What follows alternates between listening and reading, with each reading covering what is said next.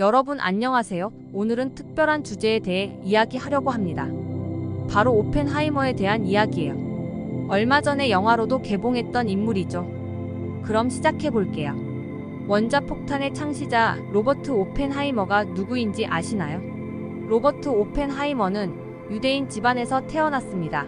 그는 자녀 교육이 철저한 유대인 집안에서 자랐는데요. 특히 어머니가 유독 오펜하이머의 교육에 열정적이어서 집안에서 공부만 하게 했습니다.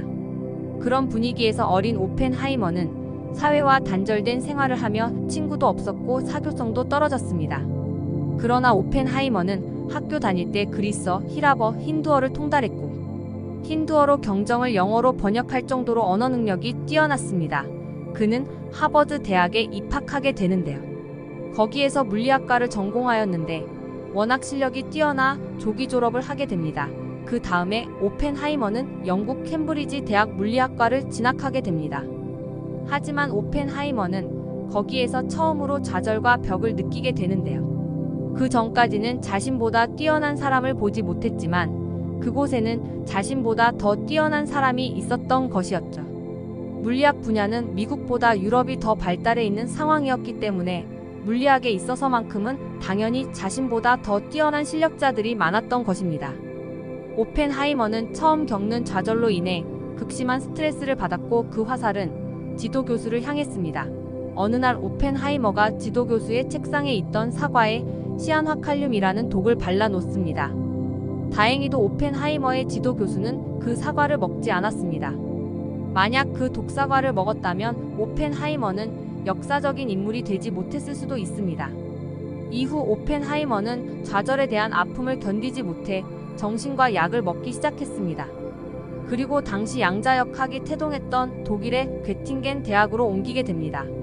그는 거기에서 당대의 최고 물리학자인 막스 보름 밑에서 수학을 배우게 되었고 이를 바탕으로 오펜하이머는 미국 물리학계의 리더가 됩니다. 그렇다면 오펜하이머는 왜 원자폭탄을 만들게 되었을까요? 이는 오펜하이머의 사회성 부족이 오히려 원자폭탄을 만들게 되는 계기로 작용했습니다. 당시 원자핵을 무기화하는 프로젝트인 맨하튼 프로젝트는 비밀리에 움직여야 했기 때문에 공부만 했던 오펜하이머가 적격이라고 당시 미 정부에서는 판단했던 것입니다. 2차 세계대전이었던 당시 오펜하이머도 정부의 이러한 요청에 과학의 힘으로 내가 이 전쟁을 막자라는 결심을 하게 됩니다. 그렇게 해서 오펜하이머는 원자폭탄을 개발하는 맨하튼 프로젝트의 리더가 됩니다. 그렇게 오펜하이머는 세계에서 원자폭탄을 가장 먼저 개발하면서 원자폭탄의 아버지라는 타이틀을 얻게 됩니다. 그런데 이 원자핵 연료를 무기화하려고 처음 시도한 인물은 독일의 오토 한이라는 핵화학자였습니다. 이 오토 한은 1938년에 처음으로 원자핵 연료를 무기화하려고 시도하게 됩니다. 그 사실을 당시 히틀러에게 보고하게 되었고 히틀러는 곧장 우라늄 프로젝트를 진행하기에 이릅니다. 그 사실을 미국이 알게 되었고 미국은 독일보다 먼저 핵무기 개발에 성공하여서 이 전쟁을 아무런 사상자 없이 끝내려고 맨하튼 프로젝트를 진행하게 된 것입니다. 그렇다면 이 원자핵을 어떻게 무기화할까요? 우라늄의 중성자를 충돌시키면 질량이 줄어들게 됩니다.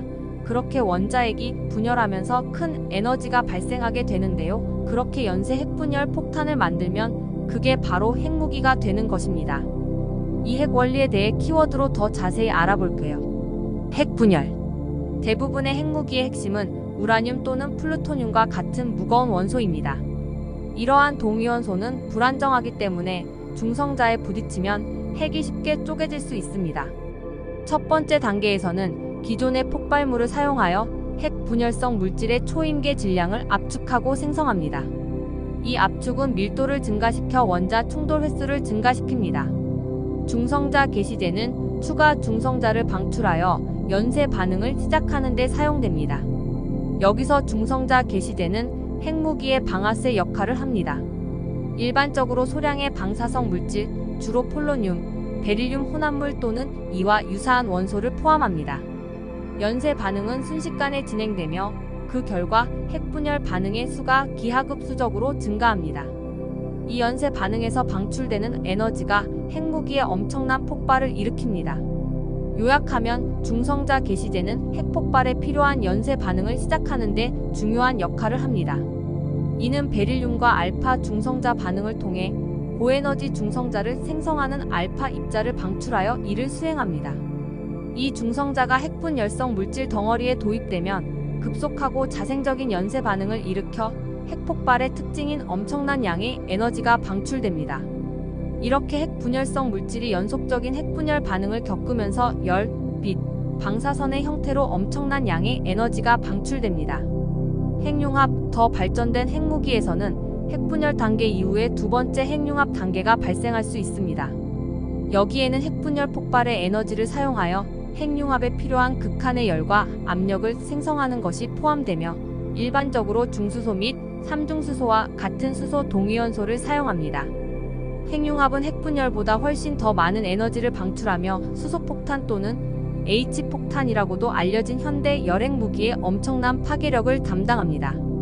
폭발과 방사선, 핵폭발로 방출되는 에너지는 거대한 충격파를 생성하여 건물을 무너뜨리고 광범위한 피해를 입힐 수 있는 파괴적인 폭발을 일으킵니다. 폭발로 인해 발생하는 강렬한 열은 열 복사를 발생시켜 넓은 지역에 화재와 심각한 화상을 일으킬 수 있습니다.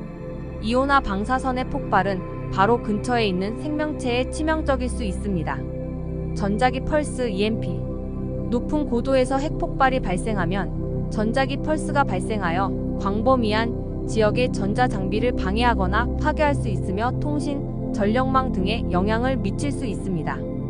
폭발과 방사능 낙진 또는 지표면 근처에서 핵폭발이 일어나면 방사능 파편이 버섯구름으로 빨려 들어가 방사능 낙진으로 지구에 다시 떨어질 수 있으며 이는 장기적으로 건강에 위험을 초래할 수 있습니다.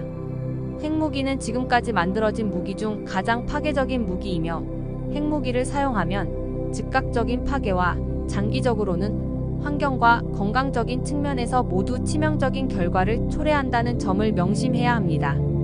그렇기 때문에 오늘날에는 핵무기의 개발, 실험과 사용은 핵무기의 확산과 사용을 막기 위한 국제 조약과 협정에 의해 엄격하게 규제되고 있습니다.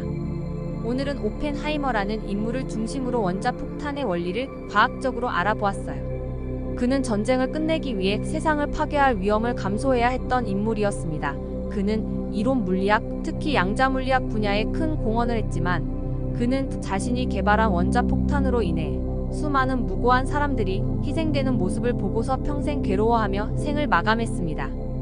오펜하이머는 세계의 과학 문명을 한층 끌어올린 인류의 영웅일까요? 아니면 무고한 사람들을 죽음에 몰아넣은 악한 과학자일까요? 다음 영상에서도 과학적 재미난 이야기를 가지고 올게요. 영상을 시청해주셔서 감사합니다.